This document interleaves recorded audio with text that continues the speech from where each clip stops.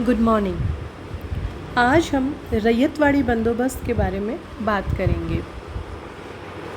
रैयतवाड़ी बंदोबस्त जो था, इसको लागू करने का प्रमुख कारण ये था कि भारत के दक्षिण और दक्षिण पश्चिम में जमींदार वर्ग नहीं था जिसके साथ की भूमि का बंदोबस्त किया जा सके।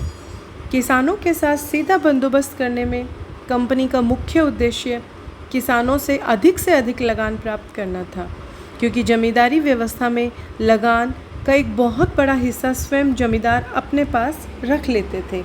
अर्थात जमींदार अपनी रैयत से तो अधिकाधिक लगान वसूल करता ही था, किंतु कंपनी को निश्चित भू राजस्व ही अदा करता था। इससे कंपनी को आर्थिक हानि उठानी पड़ती थी। सबसे पहले कर्नल रीड के द्वारा 1792 ईस्वी में 12 महल जिले में रैयतवाड़ी बंदोबस्त लागू किया गया। इसमें लगान के लिए समझौता जमींदारों से न करके वास्तविक किसानों से किया गया, जो भूमि के स्वामी थे। ये समझौता 3 से 10 वर्ष की अवधि के लिए किया गया। जब इस बंदोबस्त की उपयोगिता से कर्नल रीड का विश्वास उठने लगा, तब टॉमस मुनरो का इस बंदोबस्त के प्रति विश्वास बढ़ता गया। धीरे धीरे मुनरो इस पद्धति का कट्टर समर्थक बन गया। मुनरो जो है वो ये नहीं चाहते थे कि भूमि कर स्थायी रूप से तय कर दिया जाए, क्योंकि इससे सरकार की आय हमेशा के लिए सीमित हो जाती और भविष्य में भूमि का मूल्य और उत्पादन बढ़ने से सरकार का उसमें कोई हिस्सा नहीं होता। रैयतवाड़ी बंदोबस्त में बंजर भूमि रैयत के पास नहीं छोड़ी गई, बल्कि इस पर सरकार का नियंत्रण बना रहा। रैयतवाड़ी बंदोबस्त में उपज का जो तीसरा भाग होता था, वह भू राजस्व निर्धारित किया गया। व्यवहारिक रूप से ये भूमि की उपज और उत्पादन शक्ति के आधार पर बदला जा सकता था। इसमें अकाल आदि की स्थिति के लिए भी गुंजाइश रखी गई। इसमें लगान की दर बहुत अधिक रहती थी, क्योंकि भू राजस्व धन के रूप में देना पड़ता था तथा इसका वास्तविक उपज और मंडी में प्रचलित भावों से कोई संबंध नहीं था। इसलिए किसानों पर अत्यधिक बोझ पड़ा। यह स्थिति किसानों के लिए बहुत ही कष्टप्रद थी। मद्रास में मुनरो द्वारा लागू की गई ये व्यवस्था 30 वर्ष तक चलती रही। इस व्यवस्था में भूमि कर अत्यंत ही सख्ती से वसूल किया जाता था। भूमि कर वसूल करने के लिए किसानों को प्राय कठोर यातनाएं दी जाती थी, जिसके फलस्वरूप किसान अपना लगान चुकाने के लिए साहूकार के चंगुल में फंस जाते थे। 1855 ईस्वी में रैयतवाड़ी बंदोबस्त को विस्तृत सर्वेक्षण के बाद उचित ढंग से लागू किया गया। 1865 ईस्वी में भू राजस्व उपज का 50% निश्चित किया गया, जो बहुत अधिक था। रैयतवाड़ी बंदोबस्त बम्बई प्रांत में भी लागू किया गया। यहाँ भू राजस्व की दर 55% निर्धारित कर दी गई, किंतु जो सर्वेक्षण कराया गया वह सर्वथा दोषपूर्ण था तथा उपज का अनुमान ठीक तरह से न लगाने के कारण भू राजस्व की दर ऊंची निर्धारित कर दी गई थी। किसान इतनी ऊंची दर से भू राजस्व अदा करने में सर्वथा असमर्थ था। अतः बहुत से किसानों ने भूमि जोतना भी बंद कर दिया, जिससे बहुत सा क्षेत्र बंजर हो गया। अतः ब्रिटिश सरकार ने लेफ्टिनेंट विनगेट की अध्यक्षता में भूमि का पुनः सर्वेक्षण करवाया। इसकी रिपोर्ट के अनुसार भू राजस्व की दर भूमि की उर्वर अवस्था पर निर्धारित की गई। यह व्यवस्था 30 वर्ष के लिए की गई, किंतु ये निर्धारण भी अधिकांशतः अनुमानों पर आधारित था, इसलिए किसानों के लिए अत्यंत ही कष्टप्रद था। 1868 ईस्वी में फिर से भूमि का सर्वेक्षण करवाया गया। ब्रिटिश सरकार की इस कठोर नीति के कारण 1875 ईस्वी में दक्षिण भारत में कृषक विद्रोह हुए। 1879 में सरकार ने दक्षिण कृषक राहत अधिनियम पारित किया, जिसमें किसानों को साहूकारों के विरुद्ध संरक्षण प्रदान करने का प्रयास किया गया, किंतु सरकार की अधिक भू राजस्व की मांग के संबंध में कुछ नहीं किया गया।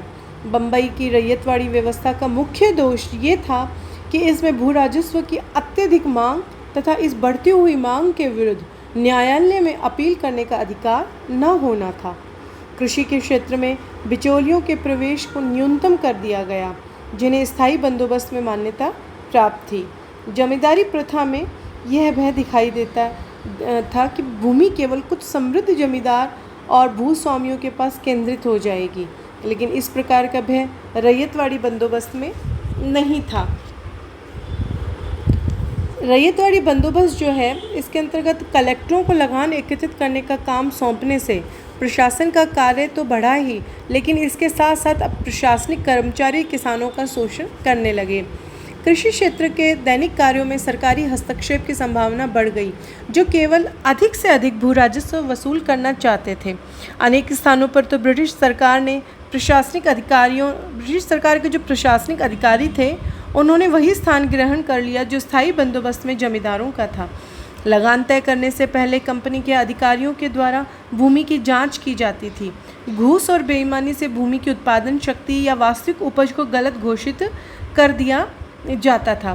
फिर दक्षिण भारत की भौगोलिक स्थिति के बारे में ब्रिटिश अधिकारियों की जानकारी जो थी, ये भी सीमित थी, और ये गांवों के एक भाग की भूमि के आधार पर ही अन्य ज़मीनों का कर भी निर्धारित कर देते थे। ऐसी स्थिति में भूमि की क्षमता से अधिक तय कर दिया जाता था, जिसका परिणाम किसानों को भुगतना पड़ता था। तीसरा जो प्रभाव रैयतवाड़ी बंदोबस्त का कृषकों पर पड़ा, वो ये था कि राजस्व की दर अधिक होने के कारण किसान इतना लगान चुका ही नहीं पाता था, और यदि किसी तरह चुका भी देता था तो लगान चुकने के बाद उसके पास कुछ भी नहीं बचता था, जिससे कि वह अपने परिवार का भरण पोषण कर सके या भूमि में किसी प्रकार का सुधार कर सके।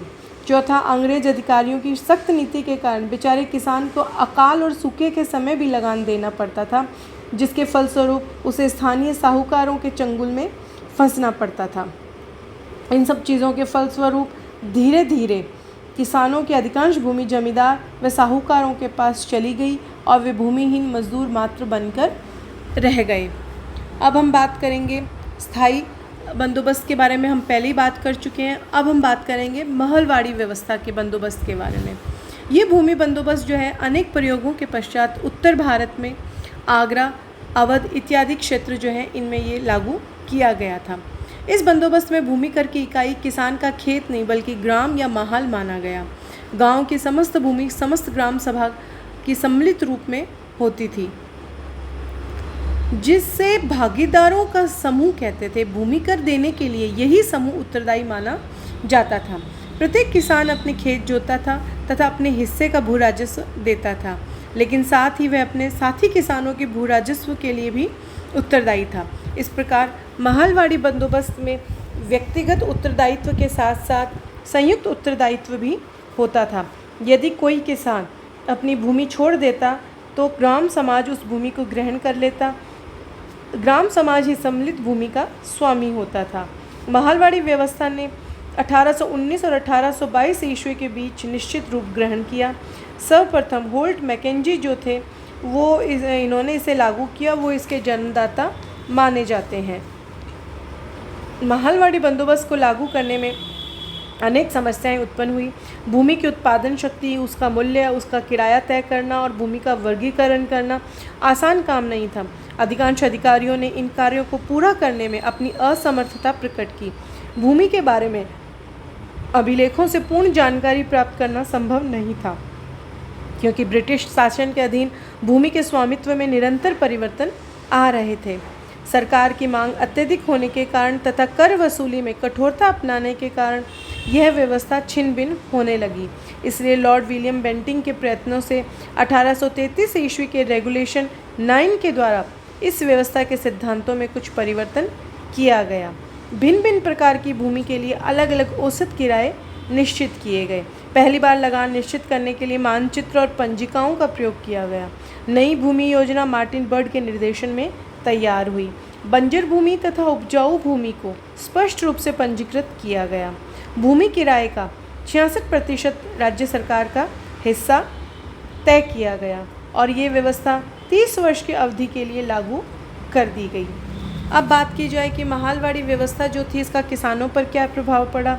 तो ये व्यवस्था जो थी, इससे भूमि कर बहुत अधिक तय किया गया था, जिससे किसानों को अत्यधिक कठिनाई उठानी पड़ी और अंततः इन क्षेत्रों में भी भूमि व्यापारी व साहूकारों के हाथों में चली गई।